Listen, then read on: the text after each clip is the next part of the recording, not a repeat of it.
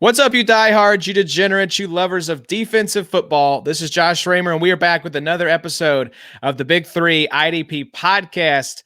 And joining me in StreamYard from his bunker several miles away, it's Eddie. What's going on, Eddie?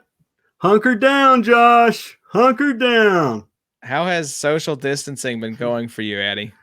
It's been great. It's been fine. And You've been sick as a damn dog, though. It's been a tough 3 weeks. I caught the flu, or that's what they're saying. The flu. Who knows? Yeah. Not like maybe Rona. Yeah, I didn't get tested for the Rona. So they're saying it's the flu. That turned into a sinus infection. We're looking at like 3 weeks of me being about as sick as I've ever been. So I've been trying to just lay low. I've missed a little bit of work. I've missed obviously two sods. That's been heartbreaking. That's been the worst thing of all this. I know. But, I'm back. I'm feeling better than I have in a while. Let's just hope that it stays. Sure it won't. Yeah, I'm sure some other horror will befall you. Yeah, but things looking up. Because the underrated part of this is that this is happening in the middle of sinus season in Bowling Green, Kentucky. And so all the trees are starting to bloom. The weather is absolutely insane. It's 75 one day, 45 the next. So anyone that has any kind of sinus problems at all is just in utter hell right now. And so you combine that with, we're coming out of flu season. Now you're in sinus season. Now there's coronavirus. Who the hell knows what's going on if you get sick right now? Yeah, very paranoid. Any type of thing you're dealing with, you just automatically assume that you got it. And it's scary right now. Very scary. Great time to be alive. Everyone's been like, how's the transition? And I'm like, look, my wife and I both work from home. We just had a baby. So your boy has been self-isolating, quarantine, social distancing now for a good month before this thing all went south. Yeah. So daddy's doing fine, but it is, we've been getting out walking every day. I saw they just closed all the parks though in Bowling Green. So, we'll just have to be resigned to walking out in the neighborhood, I guess. Yeah. There's a lot of people out there that act like this has really changed their life. So it's like, no, we know that you're probably staying home all the time anyway. And it's really not that different than normal life for a lot of these folks. There's a great tweet I saw. It was like, refined to my home, can't leave. I'd rather go to the same 2 or 3 buildings repeatedly for the rest of my life. Now that is living. It's like, wow, that really is what life gets down to when you think about it, is just going to the same 2 or 3 places. Yeah, pretty much. So good times. But hey, at least we had the distraction of NFL free agency to keep us occupied last week.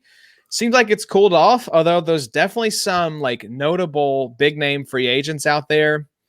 But Addy, we got a lot to talk about. I hit some of the big juicy free agent IDP guys, but I didn't really talk any offense. I wanted to save that for when we were all able to get together. So we're going to hit some of the juicy offensive guys that we haven't talked about yet, as well as some of the notable IDP guys, especially the ones that have been developing here later in the week. But Addy, let's start with the big news, the earth-shattering news, the news heard round the world. The Cowboys extended Blake Jarwin. And we're all just wondering, where do we go from here? No, we're going to start with Tampa Bay, obviously, signing Tom Brady to a contract that was a little surprising to me. Seemed like, from what I'd heard on other podcasts, he was wanting to get about $30 million a year and accepted a deal that paid him about $25. So no trade clause, 2-year deal worth about $25 a year. I think incentives gets him up to about $29. So you can opt out too, correct? Oh, I didn't see that part. I think I saw that where it really, if he wants to leave after 1 year, he can. But yeah. So obviously it was down between a few teams, right? We knew the Pats were in it, maybe not in it from the sound of things. Sounds like they didn't even offer him a contract, which is insane to me. And they also never heard from Tom. Yeah. So I think this was just both parties wanted a divorce. Mm-hmm. So at the time, though, it seemed like the Pats might be in it. And then you had the Chargers and the Bucks. And then it started trickling out that the Chargers thought they were out of the race and the Bucs were going to be the winner. And sure enough, he ends up signing in Tampa Bay. So the question I have that I don't really think anyone has answered yet, or at least I haven't heard it answered, is do you think this is an upgrade for the Bucs? Do you like Tom Brady more than Jameis Winston? Yes, of course. I think the people that are upset about it are probably upset in terms of fantasy. I don't know that it's going to help. I don't know if it's going to help Godwin or Evans. But yeah, I mean, it's a no-brainer. It's Brady. You know, Jameis threw 30 interceptions. That's not going to happen with Brady. You're probably looking at, I think we're looking at like a 35 touchdown, 10 interception season for Brady, and maybe one of his best yardage seasons he's ever had. I don't think Evans is going to be hurt as much as everyone's acting like he is on Twitter. But I don't know. It's gonna be interesting. I think Godwin's probably definitely the safest. He's going to be a guy that'll probably still catch 100 balls. But man, there's a lot. I mean, what do you do with that offense? How do you defend that offense? There's so many weapons now, and also potentially maybe getting Antonio Brown in there. I mean, do you think that could be a thing? The Bucs have come out and said they don't intend to sign AB, but Tom is like on this weird kick. I don't know. I think he's like, man, I got one game with AB and then the whole thing just went to hell. So maybe he's just like determined that this is going to happen, that this marriage is going to happen. I don't think it is. I think the Bucs are like, look, we're good. AB is a ticking time bomb. We don't need that drama. So no. And another thing, Arians did used to coach AB, and I don't think he enjoyed that. No, he knows the AB experience. He's seen it up close and personal. Yeah. So I don't blame him. Now, I will say the argument I heard for Brady that I really liked was that you're looking at the number of one-score games that the Bucs lost last year and how many of those interceptions came late in those one-score games. And so you look at, if you just take away half of those interceptions, give Jameis whatever, he had 33 touchdowns, 15 interceptions, that's probably a team with a winning record that would have been pushing for the playoffs. Yeah. So I've said before, I don't think you have as high of a ceiling with Tom Brady just because he's 43 years old. I think he's more in the game manager mode of his career, but you also have a much, much safer floor with Tom Brady than you do with Jameis, where he can throw 5 interceptions and then you're just done. There's no way you're winning the game. Tom Brady's not going to do that. Right. And do they still have, I haven't checked their draft pick situation. They still have a first round pick, right? I'll check on that while you vamp. So yeah, I mean, I think they're still probably going to add a few more pieces. We know that defense is on the rise. They've got Shaq Barrett. I expect Devin White to take another step forward. Levante David's still there. JPP. Re-upped. That was a huge extension or, re-signing. They probably need some help in the secondary and, cornerbacks, safeties. That's a weakness for them. But I mean, they're not far off. I mean, if you look at just the roster on paper, they've got one of the best rosters in the league now. But they're also in a very tough division. I think the Falcons probably got better. Saints will be in it. Saints, of course. Saints are always competitive. I think the Panthers are in a full-blown rebuild. They're going to be competing for that number 1 overall pick, I think. Yeah. The Bucs have the 14th pick, so that's very nice. Yeah, that's nice. So I mean, you could add. They really could add another, receiver if they want to. I imagine they'll probably look for offensive line. I would think. Yes, because that was an issue for them last year. So I think they want to probably shore up that line and protect Brady as best as they can. Yeah, that's one thing I heard too was, and it's true, Jameis, while not a speedy guy, made that offensive line look a lot better than it was. It's true, man. There's a lot of times where like there was not a lot of things he could do, and he'd get out of the pocket and he'd make things happen. Sometimes it would result in an interception, but it would have been a sack for most other quarterbacks. That's right. At least he was trying to make something happen and just threw to the wrong team. But hey, he got LASIK now. Mm-hmm. He's got an improved shoulder. I think he had something else that he had torn that's been fixed. So he's a new man. You seen some of the workouts he's been doing? No, I have not.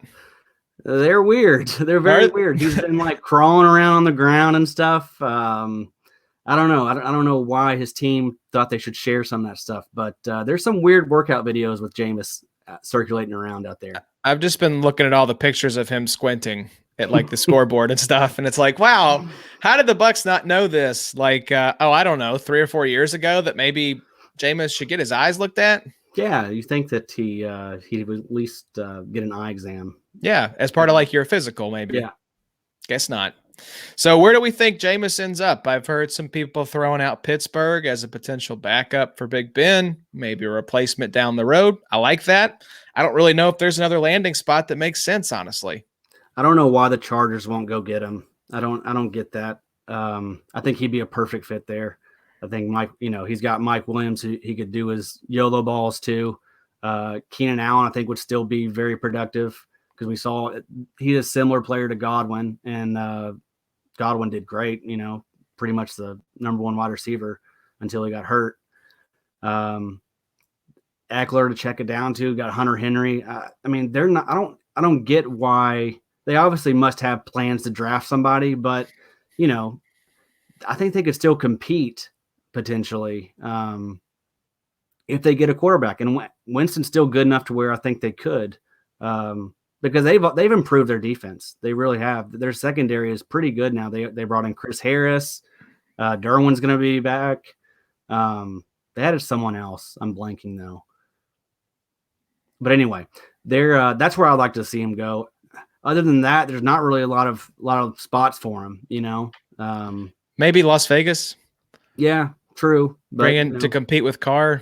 I mean, I don't know who their backup. I think it was Mike Glennon, and they run in Mariota.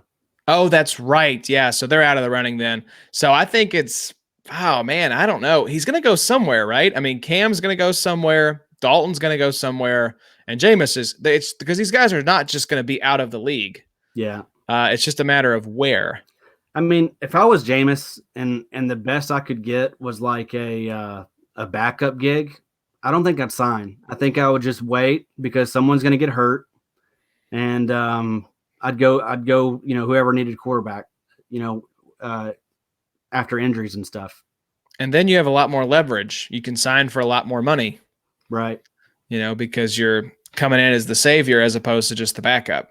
Yep. So, well, let's hit on some other news here. Obviously, the Cardinals and Texans pretty much broke the internet on Monday, I think it was, when this whole thing kind of kicked off. And old Butt-Chin's been down there just getting that checkbook out. He gets the checkbook out, and he also kicks dudes out that he has any kind of beef with whatsoever. Yeah. Apparently, DeAndre Hopkins, who was dealt to the Arizona Cardinals for David Johnson, and I think there was some picks exchanged. Apparently, Nuke wanted its new contract, and Bill O'Brien was like, "You're acting like you're one of the best receivers in the league, and you're not. So you need to go, and we're going to bring in David Johnson." So I've heard this called a few other places one of the worst trades, if not in NFL history, at least in the past decade. What was your initial take when you saw the final trade terms? I mean, just, SMDH pretty much, just nonstop. I mean, it's kind of, we expect it now at this point. They need to get a GM. They need to get a GM in there. That's really the main takeaway from all this. He doesn't know what he's doing. It's him and that pastor Easterby that's like running the show down there. I don't know what's going on. I feel like there's some weird like cult behind the scenes. Like, yeah, I don't know. And it was just like, it's just such a dumb trade to make. And the timing was stupid too, because he makes it right before all these guys are going to be cap casualties like Gurley and the other cuts that have come. They could have found a running back. It's trading for a running back that had a huge salary like David Johnson wasn't something they needed to do. And they could have just taken David Johnson, and I would have made the Cardinals give me a pick.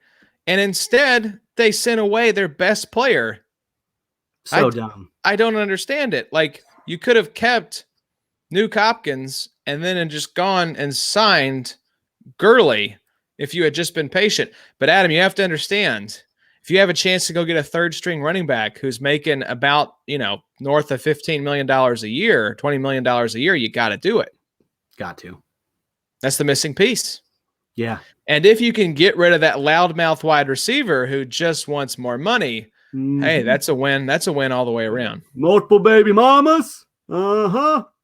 That was crazy. What was that? Was that Dion that had that? Michael Irvin was. Michael Irvin? DeAndre ended up shutting some of that stuff down, saying it wasn't really that big a deal. And, he kept it pretty classy there, saying that he had respect for Bob and the organization and he enjoyed his time there. So I don't know, I don't know how true all that stuff was. Irvin seems to be a bit of a.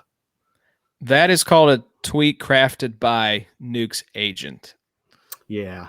I guarantee you that Nuke told him that stuff, and maybe Irvin exaggerated a little bit, but I don't think Irv's just throwing that out for the heck of it. I think there's probably some kernel of truth to what Nuke told him, because you could see it, right? Yeah, but I mean, if DeAndre would have leaned into that and been like, yeah, that's exactly what happened, I think we're talking about Bob probably losing his job. Well, I mean, do you think that's the case? I mean, we saw Matt Patricia when Darius Slay left, getting traded to the Philadelphia Eagles to kind of jump over to defense here.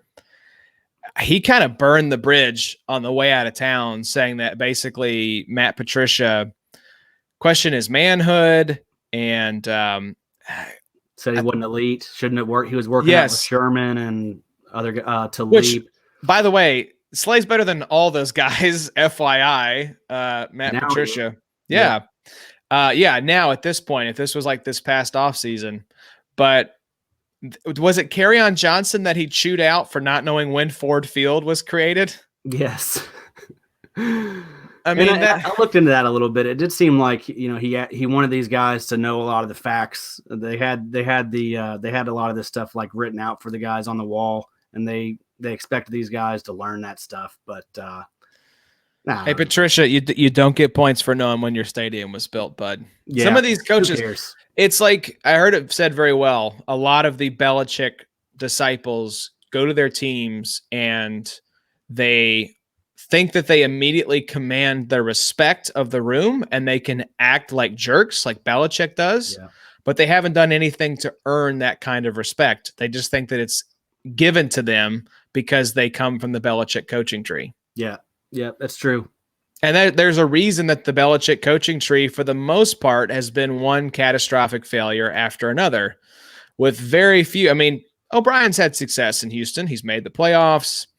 We'll see what Brian Flores does down in Miami.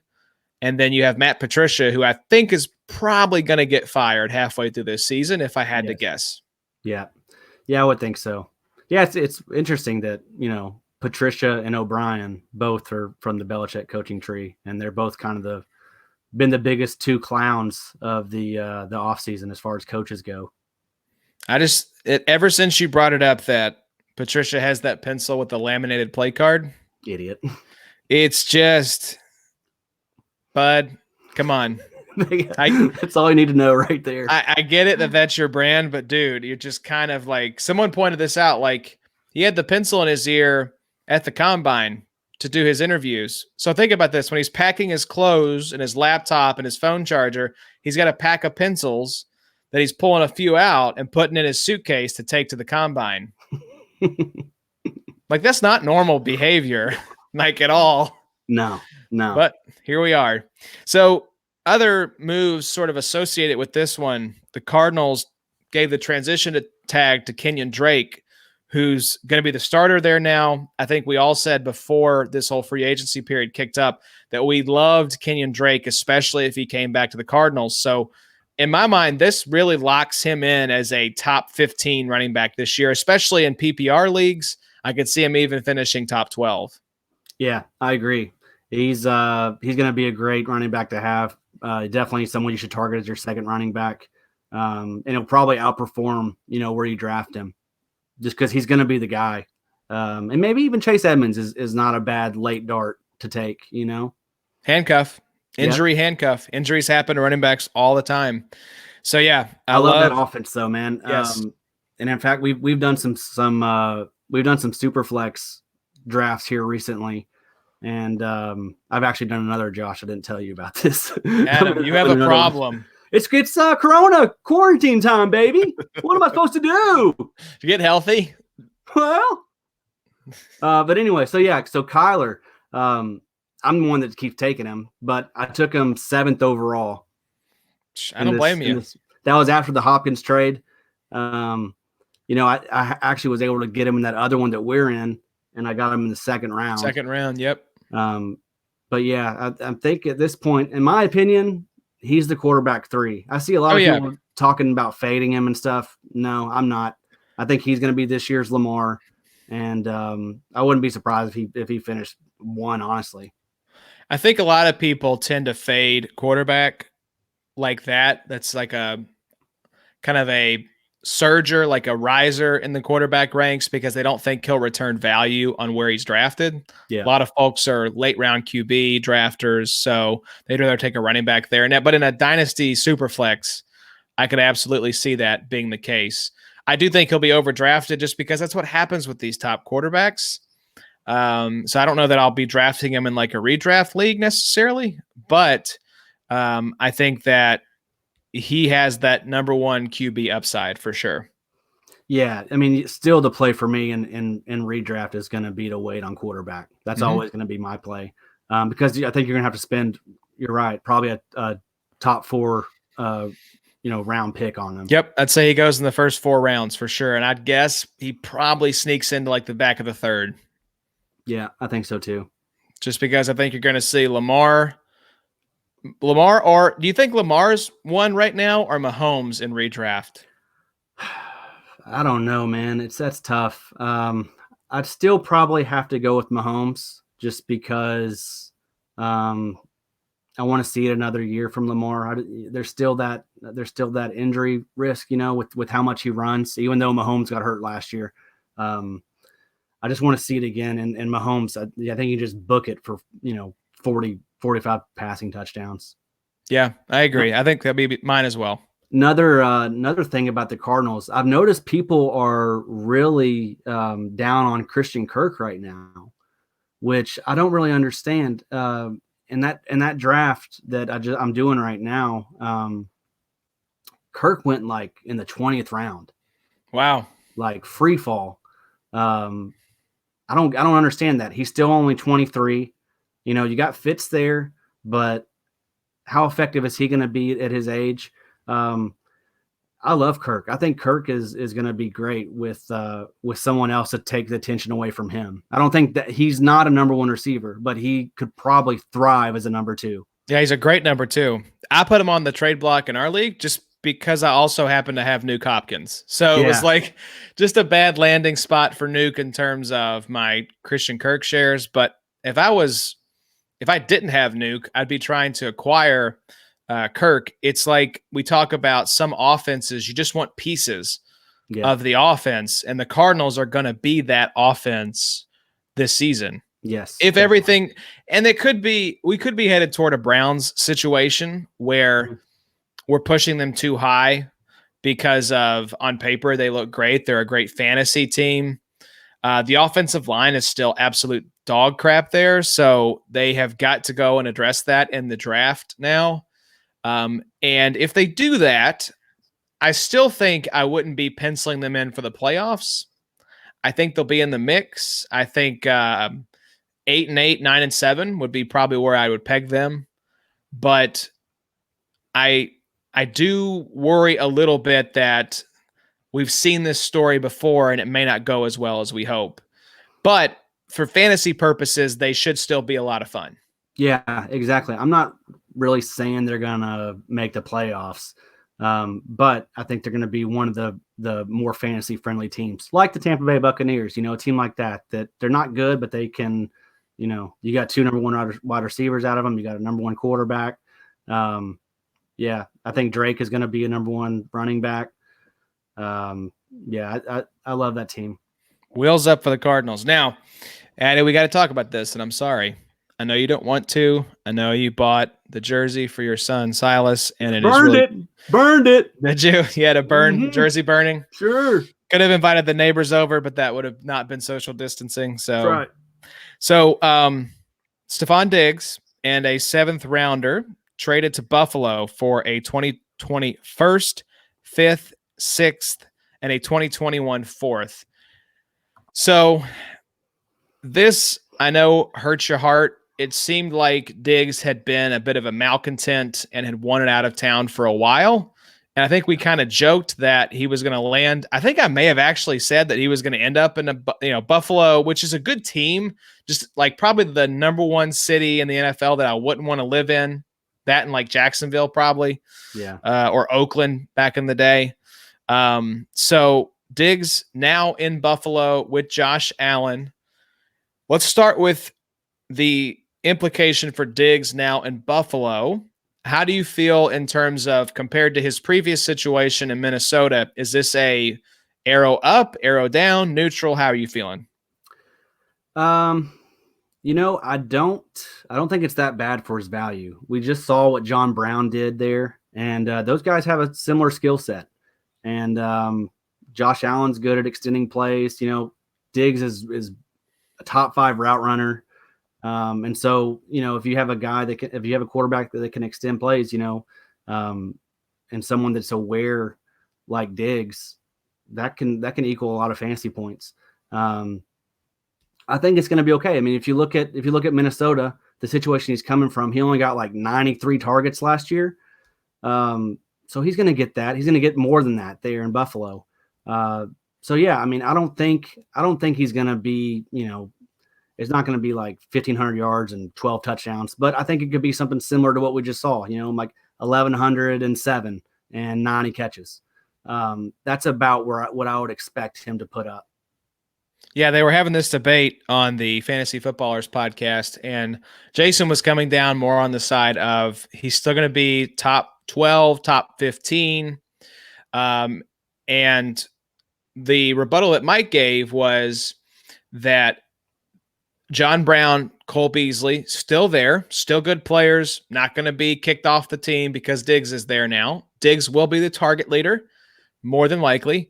But the big thing they said was Kirk Cousins was actually on deep passes, more than 20 air yards. His adjusted completion percentage, like catchable balls, was more than double what Josh Allen was. I think Josh Allen was like 24 and Kirk was around 48% as far as completion percentage on deep balls. So that was Mike's concern, more of the target share is not going to be up at like a Nuke Hopkins level, which is like 30+% of targets. We know Josh Allen is not a good deep passer, at least right now. He could improve. But they both agreed that, Diggs is going to be the number one option in Buffalo, without a doubt. Yeah, I think so too.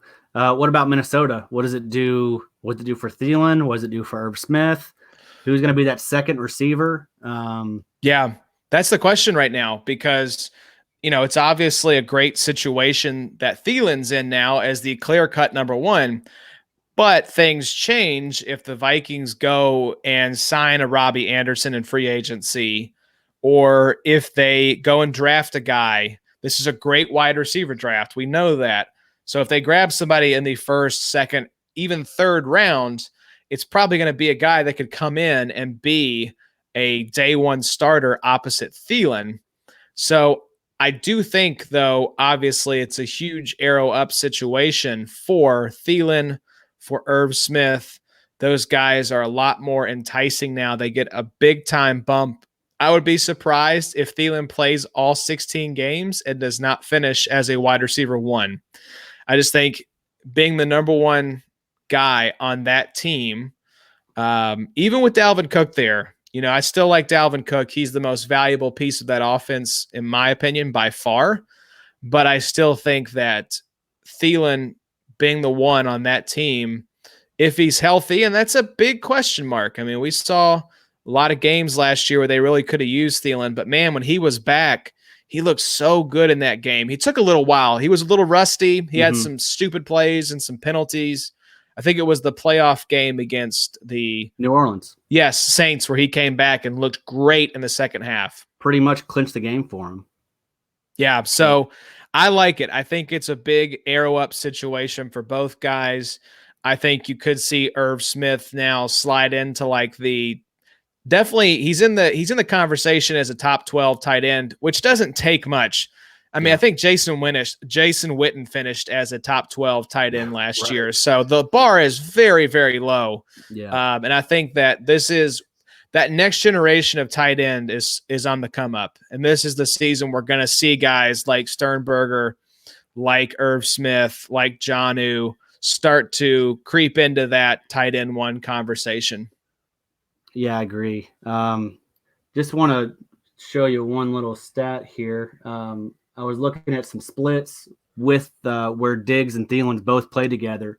And when they were both together, Thielen averaged 13.55 points per game.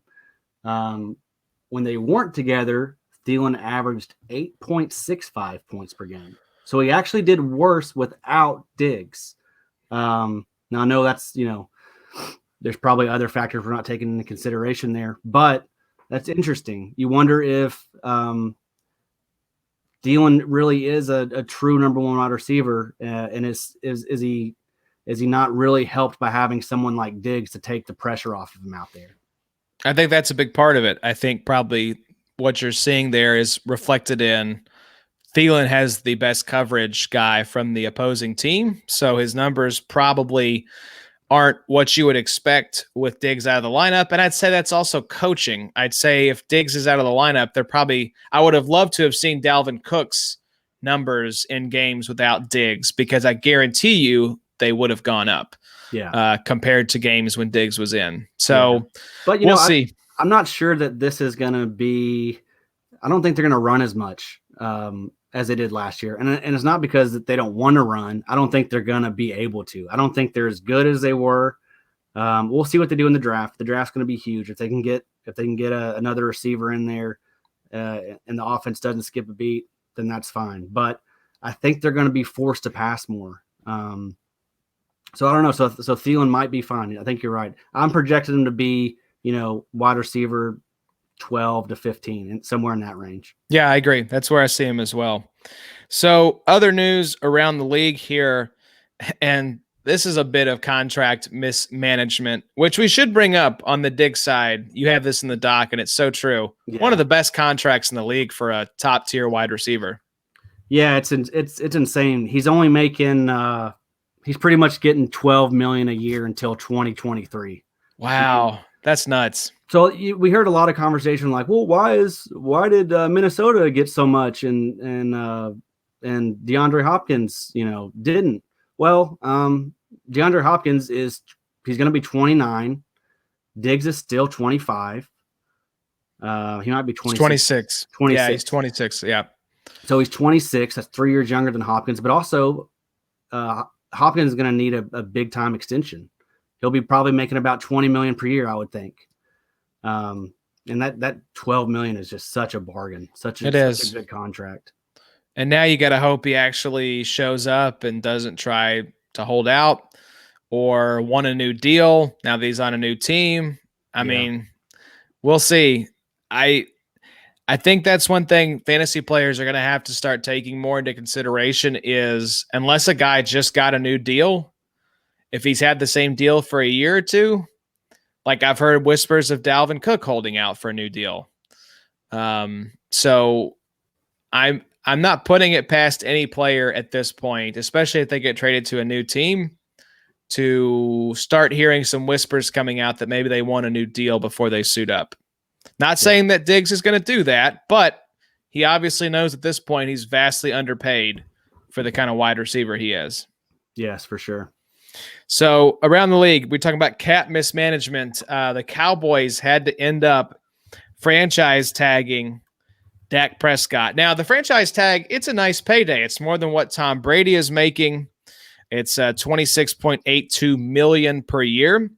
But they also gave Amari Cooper a 5-year, $100 million deal. Of course, last offseason, they gave Zeke that like 5-year, I think $90 million deal. So I think it's funny that in how I would have prioritized signing these guys if I was Jerry Jones, that he did the exact opposite order of what a good GM would do. Quarterback first, number one wide receiver second, running back, the NFL's most replaceable position, third. And of course, he did it backwards. So where do you see this going? Do you see the Cowboys getting a long-term deal done with Dak before the season starts? Yeah, I think so. I mean, it makes sense. I think Dak proved last year that he's worth it. I mean, I don't know that they're going to get a Super Bowl out of him. I don't know that he's that good. But also that team, I don't know that they have enough pieces around him, really. I mean, I like Cooper and I like Gallup, and obviously Zeke is, one of the better running backs in the league. But I don't know, man. They just, for whatever reason, they're just never able to get it done, it seems. Maybe that was coaching. You got Mike McCarthy, but then, I mean, McCarthy might as well be, a Jason Garrett clone for how underachieving a lot of those Packers teams were under McCarthy.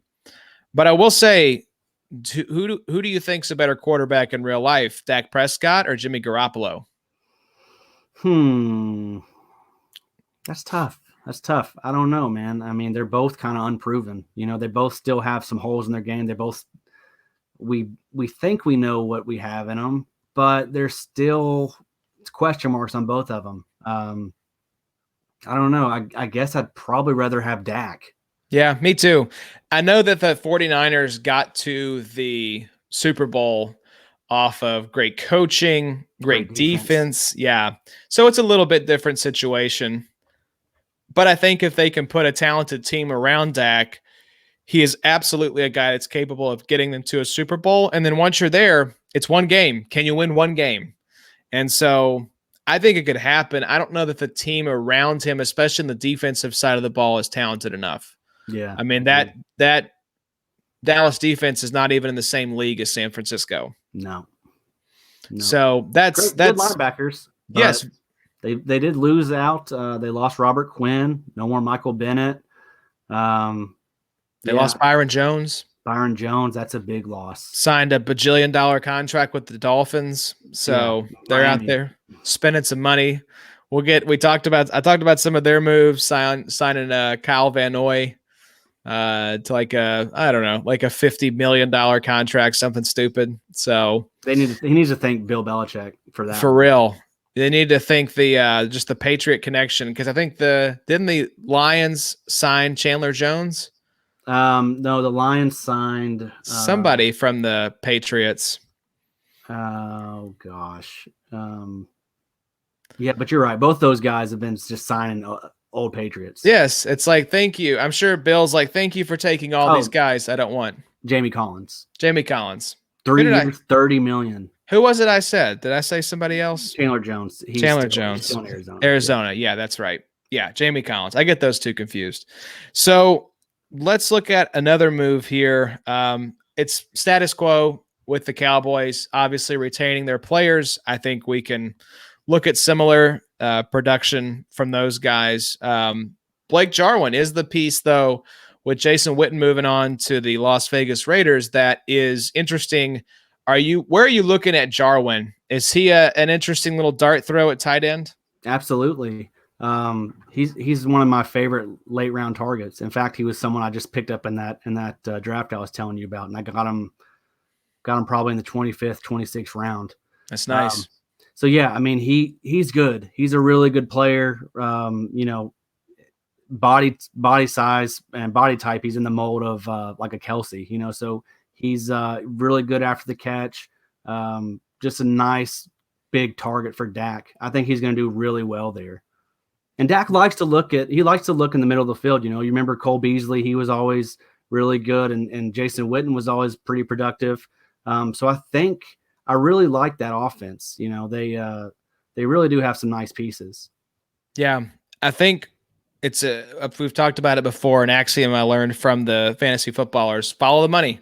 What's his team doing with its money? They let Jason Witten, Cowboys legend, walk out the door and gave Blake Jarwin a 3-year, $24 million extension. So clearly this is a guy they believe in. Yep. So he's going to be involved. A fun signing. This is probably, I would say, one of the best landing spots that we could have picked for this player. Yes. The Saints sign Emmanuel Sanders. I mean, love that. They have been looking for that number 2 wide receiver forever, and this is just such a perfect match. Yes. Yeah, I love Emmanuel Sanders. He is he's going to do so well there. This is, I guess, he played with Peyton. So this will be his best quarterback he's had since Peyton. And Breeze, he doesn't have the arm strength really to carry a big body receiver, like a DeAndre Hopkins or that type. Old big body Joe over there. Yeah. But I think he's going to do really well there, man. That was probably my favorite signing of the offseason. I agree. It's like, look at who the Saints have had as their number 2 wide receiver. It's been Traquan Smith, Ted Ginn, the Keith Kirkwood. Yeah. It's just been an abyss there in terms of the number 2 wide receiver. And so you get one of the best second bananas in recent NFL memory in Emmanuel Sanders, which, by the way, we should mention, if you haven't seen this already, NFL Game Pass is free right now. So go sign up. It's free through, I think, the end of May. And I was watching, you pick your favorite team, like when you get the Roku app. And I picked the Colts, and it just started playing a game as soon as I launched the app. And it was the Colts Broncos AFC divisional round playoff game in 2015. Cool. With some really interesting players. Emmanuel Sanders was still on the Broncos. Julius Thomas, Demaryius Thomas. You had Boom Herron. Remember him? The running back for the Colts. I think he was like a 3 or 4 game wonder for us. Yeah, not ringing a bell. Yeah, it was. I was looking at this like, who are these guys? Kobe Fleener, Dwayne Allen, Hakeem Nicks. Yeah. That's right. He was with the Colts for a bit, wasn't he? He was. Yep. Weird. So you had Dante Moncrief, T.Y. Hilton, Reggie Wayne was still playing, Vic Ballard. Jack Doyle was in like his 2nd or 3rd year. The offensive line, my God, it was just a mismatch. Costanzo was there. Mewhort, who retired. I mean, it was just, go back and watch some of these old games. I was watching some from Luck's rookie year, and it is amazing. Some of these teams have like maybe 3 or 4 players left from just 5 or 6 years ago. Like, it is wild how much these teams turn over, and we don't realize it because they don't turn over much year to year, but over about half a decade. Yeah. Teams probably 75% different. Yeah, you're right. It's true. It's wild.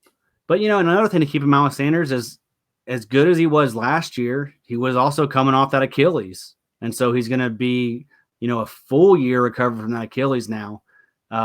So, I mean, I'm not really sure what the ceiling is for him as far as fantasy points go. I would imagine he's going to be a back-end wide receiver too, though. Yeah, I love it. 3. Yeah, I would want him as my wide receiver 3. If you can have Sanders as like your first flex guy or your 3rd wide receiver on your fantasy team, I love that. That's gold. And that's what it'll be. You're not going to have to spend. I don't think he's going to be going, before the 10th round in redraft. So you'll be able to have him as your 3rd or 4th wide receiver, and I love that. Yeah, I don't think he'll be overdrafted. I think people will be worried about, well, wasn't he injured? Isn't he kind of old? That sort of stuff. So let's talk about another team. We mentioned the Cowboys are kind of running it back year 2 with, year 3 or 4 now with Dak and Amari and Zeke. But the Tennessee Titans running it back year 2 with Ryan Tannehill and Derrick Henry. Tannehill gets a 4-year, $118 million deal, and Derrick Henry was franchise tag and making him roughly about $10 million. So as you said, Addy, very LOL worthy that Derrick Henry, coming off one of the most dominant running back performances in NFL history, is going to be making just a little bit more than Kenyon Drake. Yeah, that tag is ridiculous. But it's also, you're right though, when we talked about Zeke earlier, that was the tag. They should have just tagged Zeke when he was due. But anyway, yeah, that's hate that for Henry because he deserves to make more than that. I mean, he could have gotten 15 on the open market, I think. Even though at this point, I think we know that it's a mistake doing that, there still is going to be a team out there that would have been willing to shell that out. That's the thing. Derrick Henry deserves to make more, and the Titans would have been so stupid to give it to him. Yep. So it's a move that makes sense for the team, but you hate it for the player. Right. That's the economics of the NFL are still a little messed up in that regard. It's like running back contracts should be actually flipped where QBs on the rookie deal make far less than they're going to make if they're successful in their first 3 or 4 years. Running backs should actually make way more in their first 3 or 4 years than they'll make on their second or third contracts. Get these guys paid before their legs give out, age 26, whatever. Yeah, definitely. So they should have got that in the CBA, but hey, they can smoke pot now. So yeah, hell yeah. That's a win. So what do you like? Do you think, obviously, and I don't say this as a Titans hater, I really do think that was a magical season. I do see a little bit of regression coming. I don't know if Tannehill turns back into a pumpkin and is just like Miami Tannehill here. But what do you see with the Titans bringing back this nucleus here of Tannehill and Derrick Henry? I mean, I think you had to do it. You couldn't let both those guys walk. But I mean, I don't know. Are they the best team in the division now that the Texans have lost DeAndre Hopkins? Yeah, I would say they are. They would be my favorites going into the season. I mean, I'm with you. I think I agree. I would have probably projected for them to regress a little bit, but because of what some of the other teams have done or haven't done, I think they're probably still the favorite. Yeah, we know Jacksonville is going to be competing for that number 1 overall pick. We know the Texans just took a step back. We'll talk about the Colts and their moves here in just a sec. But yeah, for me, it's the Titans right now because they showed with this nucleus in place what they were capable of. They were on the doorstep of the Super Bowl. Yeah. So even if they regress a little bit, they should still be in the mix for the playoffs, especially since we're moving to 7 playoff teams. Exactly. And they're a young team. They're young. They got a young offense and a young defense. So, and maybe they're not done. I saw something where could they be in play for Clowney? That would be fun. Do they have the cap space? I think they do. After signing Tannehill and giving Henry the franchise tag? They've made a few cuts. But they did. I don't know. I haven't. They got rid of Jurrell Casey, traded him for true. a 7th round pick to the Broncos. That was that was odd. That was really odd because he was, he's still a top player in the league. They couldn't get more than a 7th round pick. I guess it was the contract situation, but still, Definitely. that was a pure salary dump. Yeah. You could have found another team, I think, willing to give more. Yeah, very surprising. So they are clearing some space. They got rid of Delaney Walker. They cut Dion Lewis. They shipped Jurrell Casey off for a 7. So they are clearing the books a little bit. So, man, that'd be fun to see them. I don't want Clowney back in our division, but, it's just a fan of good football and smart moves. It sounds like Clowney is not going to get the money that he was expecting. I think I even threw it out on previous episodes. I thought he would get somewhere in the neighborhood of like a 5-year, $100 million deal. Sounds like that's not going to be what he is going to get. My guess right now is that Clowney probably goes back to the Seahawks. Just if I had to guess, I think that would peg them as the favorite. I haven't really heard any other landing spots besides the Giants, but that was early on in the process. I don't know. Have you heard any other teams floated for Clowney here in the past few days? Not really. And I thought I remember hearing the Seahawks were trying to work towards a deal. But I heard that as well. But that was 3 days ago, and I haven't heard anything since. So I don't know. I don't know what the deal is there with that. I figured he would have already been signed by now. The GMs listened to the episode with Mike Wollert. Yep. They said, hey, are you really going to pay, $20 million a year for a guy that's never had double-digit sacks? And they're like, oh, damn, Mike's right. We don't need to do that. Yeah. Get Mike a GM job. What are we waiting for, NFL? Yep. Good brain, that Mike W. I actually looked. It's funny. There's like sometimes you can go on Twitter and find usernames people have that they haven't used in years. And I was like, oh, let me see if Green Dot Mike is available. And there's some weird dude, like a middle-aged white guy in like a business suit, that is using the Green Dot Mike handle.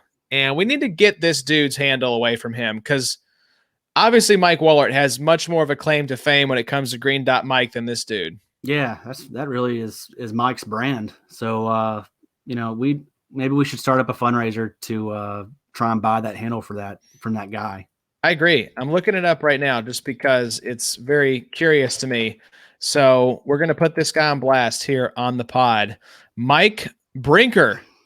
Mike, buddy, you got like a little sailboat in your little background photo here.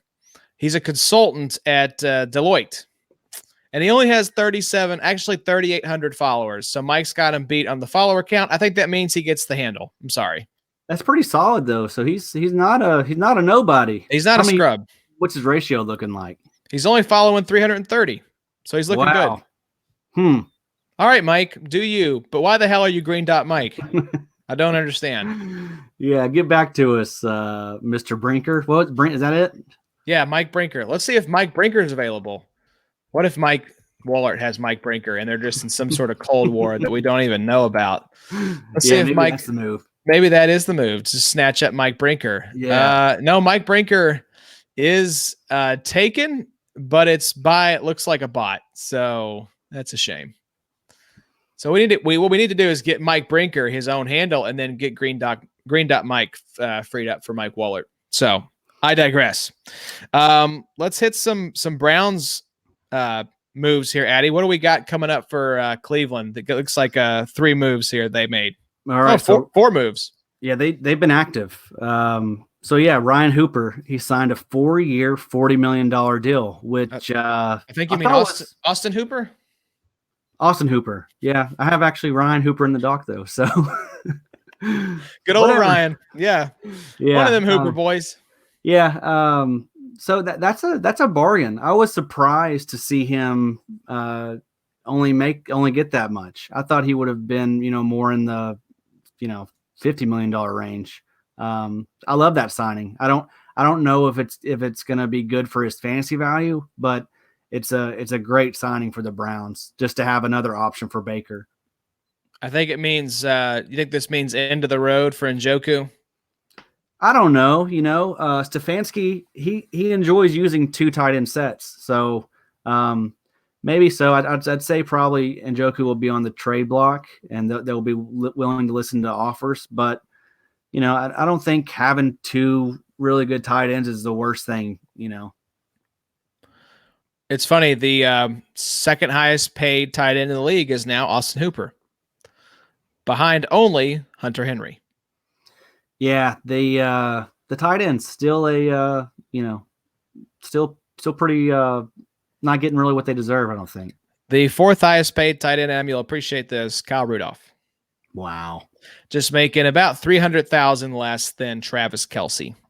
Good Lord. I know. Jimmy Graham and Trey Burton taking up $16 million combined of the Bears cap. So there's that. Great job, Bears. Yeah, I don't know what they're doing. No, that was a real head scratcher. So they got Ryan Hooper, Austin Hooper's brother. What else did they do? Signed Jack Conklin, 3 years, $42 million. And that was someone that Wohlert was really interested in and wanted. Why the Titans did not pick up his 5th-year option is just beyond me. I think did they push the wrong button on Madden? Did they mean to push yes and they accidentally pushed no? Like, how did this happen? Yeah, I don't know what they're doing there. That was probably one of the best offensive linemen available, maybe the best. I think it was the best, yeah. So, yeah, good on the Browns again, just continuing to build around Baker, shore up that line. That was the issue last year. Hope we see a different Cleveland, in 2020. I think that we may see the Cleveland we thought we were going to see in 2019. Yeah, just a year late. Yeah, and that happens a lot. Sometimes you're just, a year early on teams or they just, it takes a little bit to gel. And you got to remember, like, there wasn't really a lot of chemistry between Beckham and Baker because Beckham was hurt. He all didn't last do offseason. anything training camp or preseason, did he? No, right. And they still have their draft picks, so you could still see them continue to address that line. So yeah, I mean, I love Cleveland in 2020. Yeah, it's a little post-hype sleeper, not only for their win total, but also the fantasy value of those involved. Not really a fantasy-related move, but they did bring in Case Keenum, 3-year, $16 million deal to back up Baker. I love that signing. If Case is your backup, I feel great about that.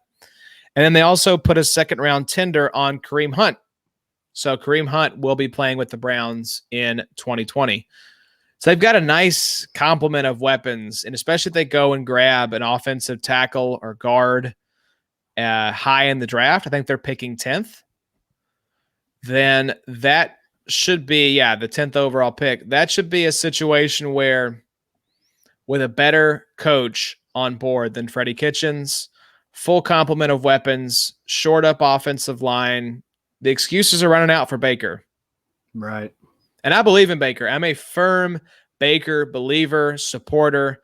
I think that when he is focused on football and is not facing the enormity of the pressure they faced and is not having to make up for incompetent coaching, like if the waters around him are calm and he can actually play his game and he has people to throw to, I think he can be a top 10 quarterback in the league. No questions asked. I agree. It's just a matter of, does he have the team around him as we enter into the season? Once all the off-season moves are done, once the draft is finished, what does that team look like? I think they're trending in a really positive direction, though. I like what the new GM and Stefanski have done, building the roster up to this point. Yeah, and I think Case is going to be a good influence on him. Case is a good dude. He's a good leader himself. You know, he's had a lot of big moments. Had the huge moment in Minnesota. I like Case. That's a really nice signing, and you know, something that Baker needs. He needs just another veteran presence in his ear. He does. Didn't work out in Denver for Case Keenum after that Vikings stint, but if you watch the season of Hard Knocks, it may have been the season of All or Nothing. It's one of those two, because they had the Rams on All or Nothing and Hard Knocks in the same season. And I just remember Case Keenum coming out of that really liking him as a person. Like he had his girlfriend like quizzing him on the play calls in their apartment. And it was just like, all right, this is a good dude. So I agree. He'll be a great influence on Baker. Good voice in his ear. Speaking of tight ends, we talked about Austin Hooper. Let's talk about a couple other tight end moves here. And we mentioned Jimmy Graham as well. I don't know what the hell the Bears are doing there. That's a terrible signing. Probably the worst signing of the offseason. Yeah. As far as offensive skill position guys. I mean, Jimmy Graham died 3 years ago. So are they paying for the right to bury him? I don't know. Bears, they're kind of dumb. They're not moving in a good direction. Seems pretty bad. Yeah. I mean, you could have gone and gotten Cam, and instead you settled for Nick Foles and his massive, massive contract. Yeah, well, it all starts with, selecting Mitch Trubisky over Mahomes and the other guys. So, but it's a couple other tight end moves. I don't think Jimmy Graham's going to be fantasy relevant is what we're trying to say. Hayden Hurst traded to Atlanta for a second-round pick, and we mentioned him earlier, Hunter Henry, tagged by the Chargers. The tight end tag is about $10.6 million. So Hunter Henry is now the highest paid tight end in football. Hayden Hurst lands in the void left by Austin Hooper going to the Browns. So let's start with Hayden Hurst. How do you like his outlook? Do you think he slides right into that Austin Hooper role? Pretty much. I love it. I think he's going to be really good there. In Baltimore, he was it was just a crowded tight end room. You had Mark Andrews, Hayden Hurst. I think Boyle was still there. Now he's the guy, and he's got long hair. So I love that. Grow your hair out. That was the advice that we gave to guys, is grow your hair out. Yes. He's going to do well there, man. That offense is pretty nice, and I also saw where they brought in Treadwell today. They did. They signed him. Which, I don't think the book's written on him yet. He's he actually looked a little better last year than he has in a while. So we'll see. I mean, they got a fun offense. You got Julio, Calvin, Hurst, Treadwell, Gurley, which we'll get to. So yeah, man, I like it for Hayden Hurst. I think he's going to be a top 10 tight end. I agree. I think again, another one of these young guys. I mean, you could see if Ertz is healthy, Kelsey will be in the top 12 and George Kittle. But I think the rest of the top 12 this year, you're going to see filled in with these young guys. Like Mark Andrews. Yeah, I was going to say Mark Andrews in the mix for number 1 overall tight end. You're going to see Hayden Hurst. And we mentioned Jonnu Smith and Irv and Sternberger. All these guys. Jarwin. Yeah, Blake Jarwin. I think you're going to see the most turnover of any of the skill position groups at the tight end position this year. Yeah, we've really seen a lot of guys. Their value has increased with this with these offseason moves, and we've seen, 5 different tight ends. Their fantasy situation has completely flipped. So that's great. That's really good for us fantasy players. Yes, it is. And we'll see on Hunter Henry. I'm not touching him in any of my fantasy leagues. Yeah. I understand if people want to say this is the year he finally breaks out, go for it. Tyrod Taylor's his quarterback right now. But hey, if you want to buy into the hype, go for it. Yeah. One other move here we want to talk about before we get into the Gurley news, the expected move out of Cincinnati. AJ Green tagged by the Bengals. The wide receiver tag is $17.9 million. So we've talked about it a little bit already this offseason, but that Cincinnati team is looking pretty nice. Bringing in Burrow, you keep AJ Green in-house. You're going to be getting your first-round tackle back who missed all of last season. Yep. You've got Joe Mixon there and Tyler Boyd. I don't know if Eifert's still there or not. I don't think he is. Got John Ross still there. Yep. Auden Tate. I'm a big fan of him. Yep, that's right. Your boy. Yeah. I mean, they've got a nice group around Burrow right now. It'll just be, continuing to develop that offensive line, add a few more pieces on defense, but the defense isn't far off. They've got some nice guys there at every level. So yeah, I mean, I'm interested to see what they do with their draft pick. Are they going to go defense or are they going to go offense? Because they can, do they have another pick after Burrow? Do they have multiple firsts or is it just that? It's just the one. I'm looking at it right now. They do have obviously the first pick of the second round as well. Okay. Well, maybe you could see one of those, maybe Kenneth Murray could slide. I doubt it. But yeah, I don't know what to do with that second pick, but I would probably try and address the offensive line still. But you could see him trade back into the first possibly and take an offensive lineman. I think there's some really good offensive line prospects. I don't think it's an exceptionally deep offensive line draft though. So if they want one of these offensive linemen, these difference-making guys, they're going to have to make a move to go get him because I don't think anyone's going to be there at 33. But we'll see. You saw, I'm sure, where the draft is no longer happening in Las Vegas now, that it is officially going to be happening in like a NFL studio, and they're just going to be cutting to these team facilities. Is that what's going on now? I haven't even kept up. Yeah, it was. They had canceled all the draft activities, so the public was not going to be invited, but they were still going to do it in Vegas. And they announced today that the draft will no longer be held in Vegas. It will just be held in basically an NFL studio.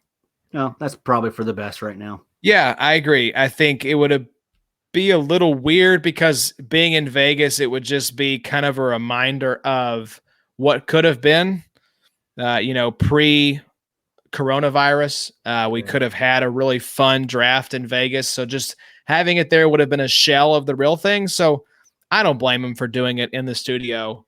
I think that's probably the smart move. And it's going to be weird, man, because that's coming up here soon. Like about a month from now, we're going to be seeing these guys getting drafted, and it's going to look totally different than anything we've ever seen. Yeah, I think we need to get used to things being weird for the next little bit. Even if NFL does come back, like we were talking before we started, there may not be any fans at these games if the season even happens. Yeah, I've been thinking about that a lot, because we're making these fantasy moves and it's like, is all of this just kind of pointless because we're not going to have an NFL season? And I think the NFL machine is too big and their revenue goals are so all consuming that they will have the season one way or another. I don't think there's any chance that the season just gets outright canceled. I think if this is still an issue, they could have, games played in front of empty stadiums, and they could have minimal staff on hand to help with the game day festivities. They could test everyone coming in and out of the stadium to make sure they're not positive for coronavirus. I mean, there are multiple things I think they could do if we're still in this window of uncertainty with the virus. But I just don't think there's any way the season gets canceled. I think you will see people start to jump off of buildings if the NFL season gets canceled. Yeah, man, that's going to be devastating if that happens. I will lose my mind.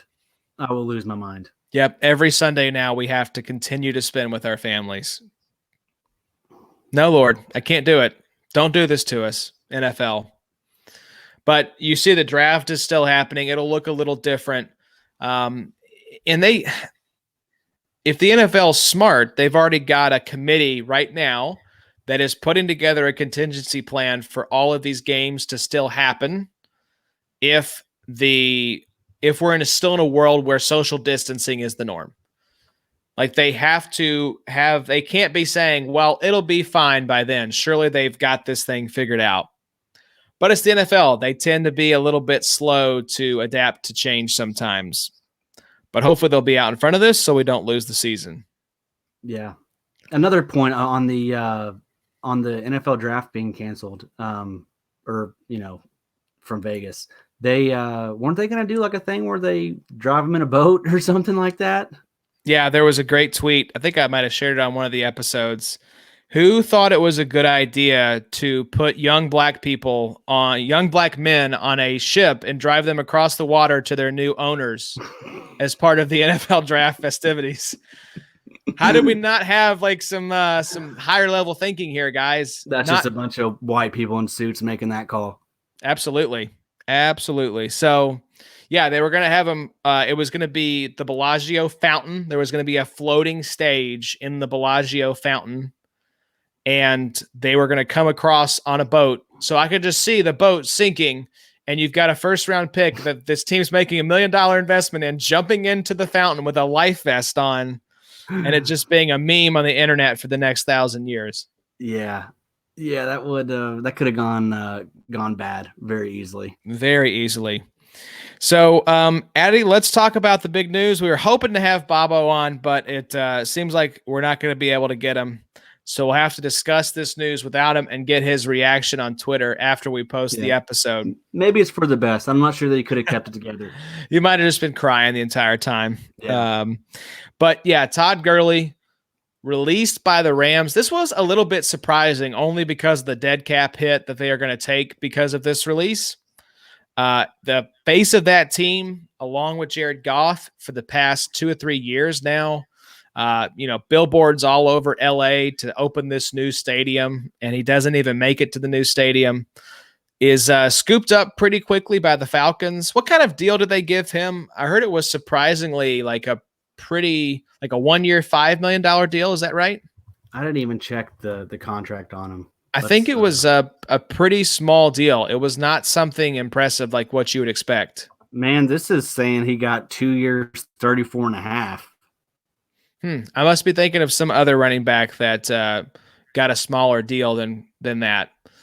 I want to see though what his old contract was. That must be what he's getting from. That must be what he got from LA. Yeah, I'm looking at his contract with the Rams right now, just because, and we've looked at this before, but I really want to see what the dead cap hit was.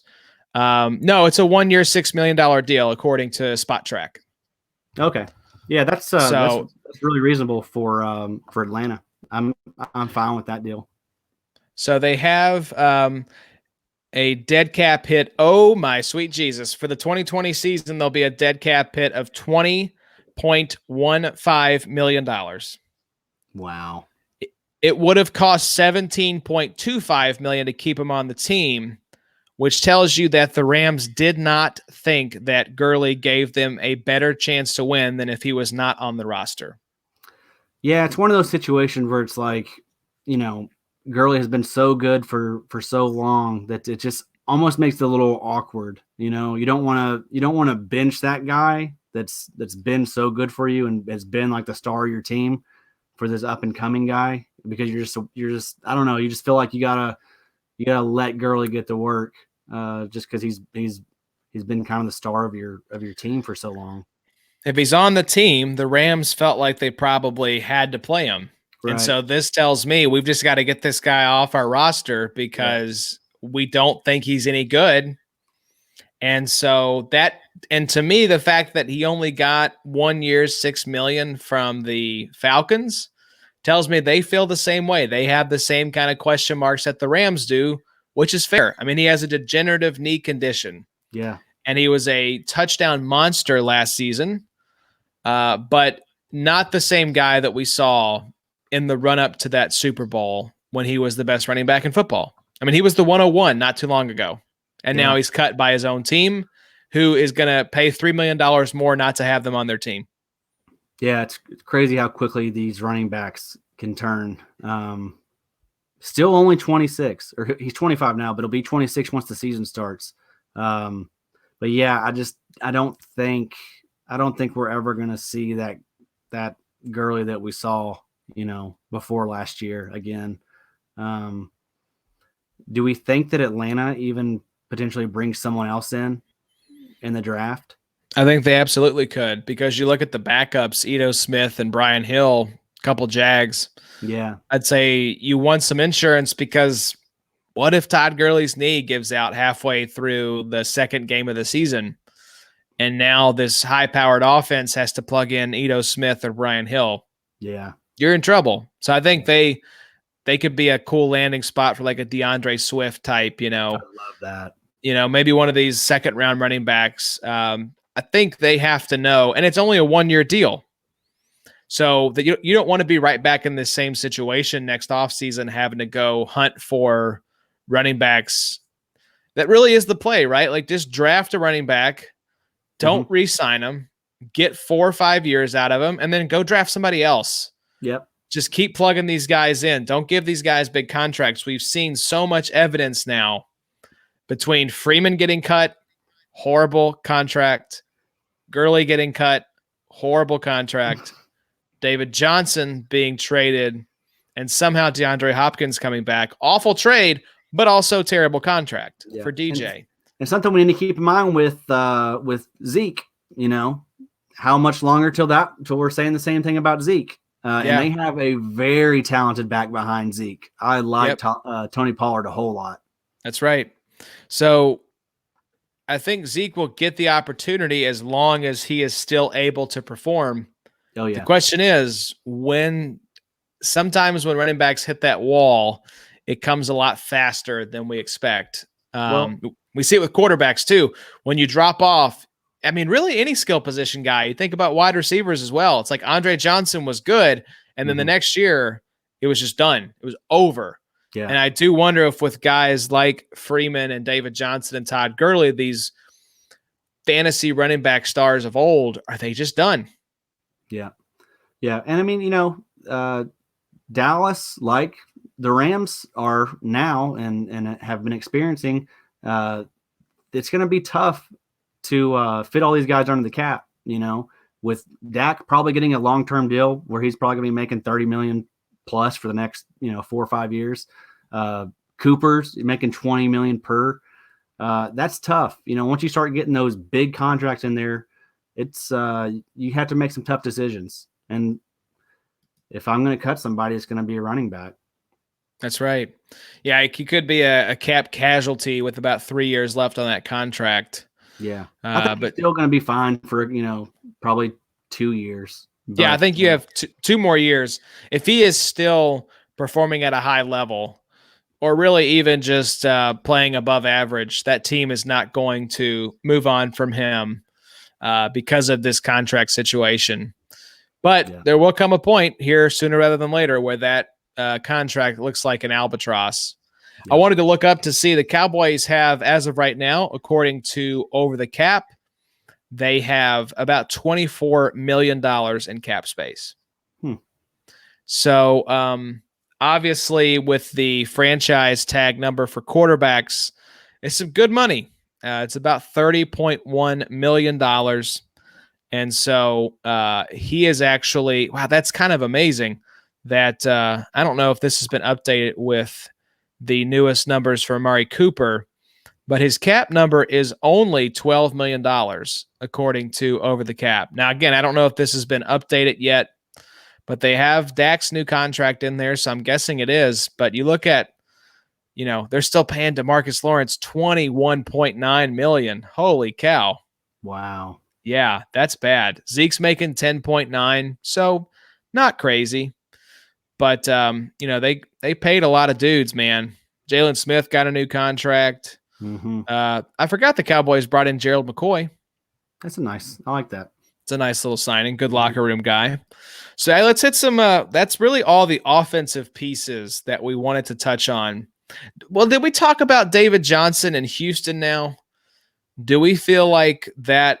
We were joking before we got on mic. I think Bill O'Brien is going to run David Johnson into the ground just to prove a point. But do we think that DJ has anything left in the tank at all? I think he'll probably be okay for fantasy. But yeah, that's going to be one of those deals where Bob is just going to try and show people that they're wrong, and he's going to try and just let David Johnson put up some gaudy numbers.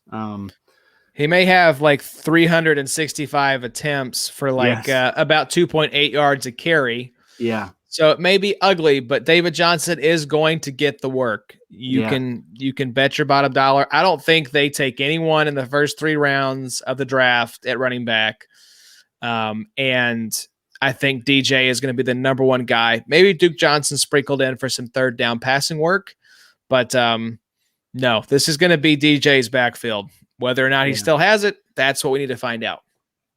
And I do worry that he's always been really good for PPR. I do worry that he's not going to be as good there in Houston. Deshaun Watson doesn't seem to be the type of quarterback that likes to check down a lot. He would prefer to run instead of check down. So I'm not sure, I'm not sure that he's going to be as good as he was as far as catching the ball there, but I think he's going to get a lot more rushing attempts and, touchdown opportunity. Yeah, I think so as well. So, Addy, were there some IDP moves that you wanted to hit here as we wrap this thing up? This was going to be the offensive focused episode, but we're an IDP podcast, so let's talk about some IDP guys before we sign off. Just a few other ones that we wanted to touch on. One of my personal favorites, one of my original babies, Jatavis Brown. He has signed with the Eagles. Nice landing spot. I saw you do the Grinch smiling gif on Twitter. So clearly you like this move for old Jatavis, finally freed from the quagmire of the Los Angeles Chargers linebacking core. Yeah, man, I love it. I think, he's not going to have a lot of competition there. They don't really have much else there. So Jatavis is going to get some playing time. And that linebacking unit is not good. That's someone that we could probably see them maybe address that in the draft. But yeah, Brown's going to be good. I think he might be a top 24 linebacker. Absolutely. Still only 26 years old.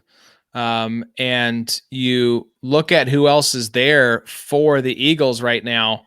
They have who? Nigel Bradham. Is he still there? I'm not sure if he's still there. I'm not sure his contract situation. They lost Camu Grugier-Hill. I think they still have LJ Fort. Is he there? Man, I'm looking right now. Nathan Gary. This is, oh my gosh, Adam, this is grim. Jatavis. No, Fort was in Baltimore. Baltimore. Gary is still there. Who else you say? I'm looking right now at their actual roster. TJ Edwards, Nathan Gary, Duke Riley, Alex Singleton, and that's it. Yeah, so that's bad. So he is immediately the number one linebacking option for the Eagles. Yeah, and you know, when you think about Philly, the strength of that team is their defensive line, and so there's gonna be a need for someone to clean up the tackles, and I think it's gonna be Jatavis. I love it. I'm glad one of your original babies is finally getting an opportunity. Yeah, I've been waiting on this for like 3 years. But yeah, I think our patience is gonna pay off. Yeah, it didn't work out with Jerick McKinnon, your other baby that you held for years and years. We'll see. They're bringing him back. Still hope, Josh. He can be the fifth running back in the room. That's valuable. What they're doing there, man. They put a second round tender on Breida too. That's nuts. I guess they just want, like, give us 6 running backs. We'll take them all. We'll use them all. They'll be hurt at different times. Who knows what we'll do for fantasy? But hey, we'll win a lot of ball games. Another move here, sort of surprising. The Carolina Panthers cut Eric Reed, who still had some money left on the deal that he had. And you have to wonder if this was one of those moves. Was this more the Panthers are truly going to start tanking? Was there something going on behind the scenes that we weren't privy to with Reed? Going to start kneeling again? I know. That was my thought is David Tepper a low-key Proud Boy? Yes, sir. But Tepper brought in Eric Reed. That's because Eric Reed signed at the beginning of last season, right? Yeah, and he gave him a pretty nice deal. It was like 3 years, $30 million, I thought. Yeah, so this was because Reed had a great season too. It wasn't as far as tackles go, he was really good. Terrible in coverage. So I mean, maybe that had something to do with it. And, you know, like we've mentioned before, Carolina's at a point where I think they're just trying to just tank. But yeah, it's like, who are your options on your roster at safety besides Eric Reed? Yeah. I mean, I'm pulling up their roster right now, and I mean, this is there's nobody. I mean, you got some nice. Well, you had nice cornerbacks. James Bradbury is off to, I believe, the Giants. Still have Dante Jackson there. But, you know, as far as safety goes, Trey Boston's still there, I guess. That's it, man. So it's like, I get it if he wasn't great in coverage, but he was on a contract that the owner, who's there now, gave him, same GM, new coach. And I think that's probably part of it is you're going to see Matt Rule, who's big on culture, building a program. I think you're going to start to see him want to get his own guys in the building. And this may have been one of those things where it's like, we don't think Eric Reed is a culture fit for the team that Matt Rule is trying to build. Yeah, I think so too. I think once Kuechly retired, that was kind of just like, oh man, we're going to have to reset. Yeah. You know, we got Shaq Thompson, and that's really about it. I like Brian Burns a lot. I think he's pretty good, but yeah, I mean, they're just, they gotta get the quarterback situation figured out. You know, Cam's not going to be the answer there. I think they've had enough of that weirdness. So yeah, I mean, why not reset? I just worry that they're going to be okay, you know, and they're going to, I don't think they're going to get the top pick, but I mean, yeah, it's like, if you're trying to do the tank, just roll with the kid who was there last season. Who was that? Kyle Allen? Was that? No, was that the one in Denver? It was one of the Allen. I think it was Kyle Allen. They had Will Grier as well. Yes. Just roll with those guys. Don't bring in Teddy. Teddy's just good enough to get you like 5 to 6 wins. Yeah, it's someone we didn't even talk about. Teddy. That was a. What do you think about that? I'm so happy for Teddy as a person. Yeah, I think he's a tremendous person, a very inspiring athlete. What he came back from, almost losing his leg. So good for him to go and get this kind of like life-changing contract from the Panthers. But at the same time, I kept thinking culture. I hate to keep going back to that with Matt Rule, but we know that Teddy is a high character guy, very intelligent, can run your offense and throw those check down passes better than anyone 25 times a game. Oh, yeah. So this is great for Christian McCaffrey. I think this is, I don't know that you could go more wheels up, arrow up for McCaffrey after the season he just had, but I definitely don't think it's a downgrade from where they were last season in terms of quarterback. So good for Teddy, but not great if you're trying to secure the number 1 overall pick next year and take Trevor Lawrence. Yeah, I agree. They're gonna be okay. Teddy will win them some games. I mean, Teddy's gonna always be the type of guy that's gonna hang in games. Yeah, no doubt. Any other IDP moves we want to hit on, Addy? Let's see. Shaq Lawson. Did we talk about him going to the Dolphins? No, this is one of your favorites. Yeah, I like Shaq Lawson a lot. Still just 25. Will be 26 when the season starts. Had his best year of his career so far. I like it a lot. I think he. I mean, they have so many needs there in Miami. That this is a great start. Getting a young, up and coming defensive end like that. Yeah, the Dolphins been spending that money. Man, no doubt really about it. Have. It seems like this is one of those situations where they're just going to sign a bunch of guys, see who is part of the long-term future with the team, and then cut everybody else. Just they're going to churn that roster, baby. I haven't looked at the details of like the Kyle Van Noy deal or any of these other deals, like the Eric Flowers deal. I haven't looked at some of these contracts to see if they have like an out after a year or two, but my guess is they probably do. These are some team-friendly deals that are going to allow them to like just kind of like if you're flipping houses, like get them in, get them out. Let's see what we got, and let's move on to the next thing to see if this is a long-term hold or not. Yeah, I mean, we shouldn't get too caught up in some of these numbers because, again, I mean, the guaranteed money is what matters. Most of these guys will probably get cut and not see past, 2 years of these contracts. Yeah, it's especially with a team like the Dolphins that until they get that quarterback in place, you're just all the pieces. I remember when we went through this with Luck. You look at the pieces from those early Andrew Luck teams, there's just not a lot of guys left 3 or 4 or 5 years into Luck's career that were there in the beginning. Because until you get that quarterback situation solidified, you don't necessarily want to contribute a lot of resources to these players that may not be part of your future. Yeah. So it looks like Shaq Lawson's dead cap drops down to $1.3 million after the first 2 years. They do have a potential out in 2022. So after 2 years of this contract, he's there for the next 2 years though. Dead cap of $21 million this year and $10.6 million the year after. So yeah, he'll be part of IDP. I mean, they're going to be on the field a lot. He's going to get a lot of snaps. I mean, we saw Taco Charlton last year actually was okay, and he's terrible. So yeah, I mean, I think this is a really nice signing for IDP. I wouldn't be surprised to see Shaq Lawson get 8 to 10 sacks in 2020. Great landing spot. I heard this brought up on the Around the NFL podcast. You want to guess who the leader in pressures was for the Miami Dolphins last season? No, I'm not going to guess. Vince Beagle. Yeah, wouldn't have got that. No, the dog man himself, Vince Beagle, was the leader in pressures. Wow. So the Miami Dolphins,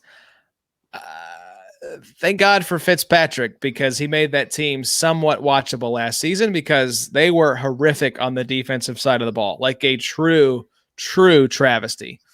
So it's good to see him start bringing in some actual NFL caliber players and not XFL cast-offs.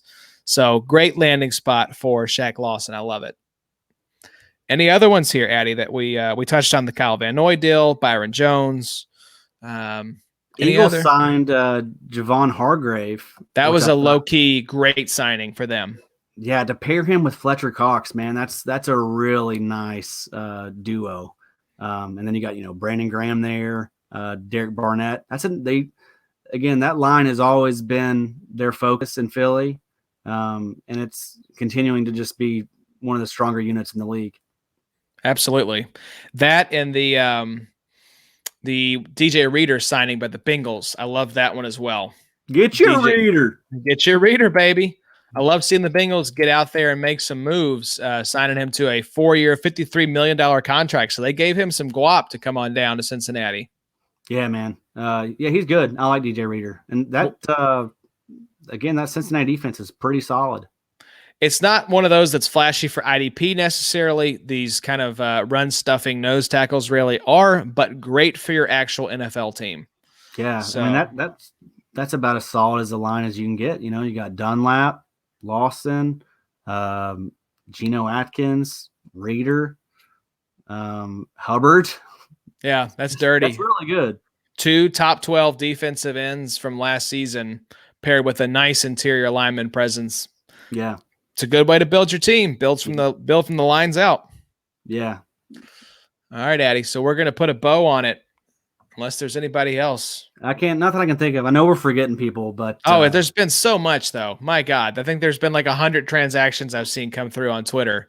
Yeah. In the past week. So glad we got to hop on here and do this sode, baby. It's good to see you. I haven't seen you in at least a couple weeks since you weren't able to be on the mic episode and then the solo pod on Tuesday. And I think, unfortunately, this, using StreamYard and doing this remotely may be the status quo here for a little bit. I know. At least until you get tested for the Rona. That's right. I need to get that test. You do. It's a quick thing up the butt. It's only like a few minutes. It has to stay up there, Addy. So it's right. If I need to keep it up there, to be sure. If they want to use me as a test for other things, I'm more than happy. Sure, have your way with me. That's right. That old Rona test. They're like, sir, this is not how we administer the coronavirus test. And you're like, what? It is now. It is now. This is the new procedure. I'm a paying customer. That's right. You will test me in the way I prefer. So want to give a shout out to all the listeners. Thank you all for continuing to tune in. We're happy to keep bringing you all these episodes while we're all at home, spending time hunkered down.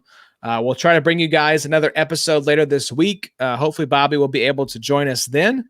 And be sure to leave us. We are so close to, I think, getting 25-star reviews on iTunes. I think we're there. Are we? Okay. I thought last time we were at 18, but we haven't had a 5-star rating and review in a while. So I want to challenge the listeners. If you haven't actually given us the 5-star rating and the review, which is the typed out review, please do that. That helps us a lot with discoverability in terms of fantasy football podcasts. So go give us a 5-star review, give us a rating, get your reader, and stay safe. Baja Blast, Addy, back in bottles at the gas station. I got a 6-pack. Did you? Yeah. How's it treating you? It's good, obviously, but they're not as good as when you get them at Taco Bell. All drinks are better as fountain drinks. It's a proven fact. That have that ice to take the edge off of it. That's right. You got to take the edge off. That's what the ice is there for, as I famously said many, many years ago. Yeah, but it is nice to have some Baja. For sure. Always nice. Always nice. All right, folks. Thanks for listening. We'll come back at you guys later this week. We'll hit some more moves. I'm sure there'll be some more news coming out by then. But until then, y'all take care. We'll see y'all soon. Everyone stay safe. Hunker down. Thanks, Adam. That was so great. Great way to end. Real relatable.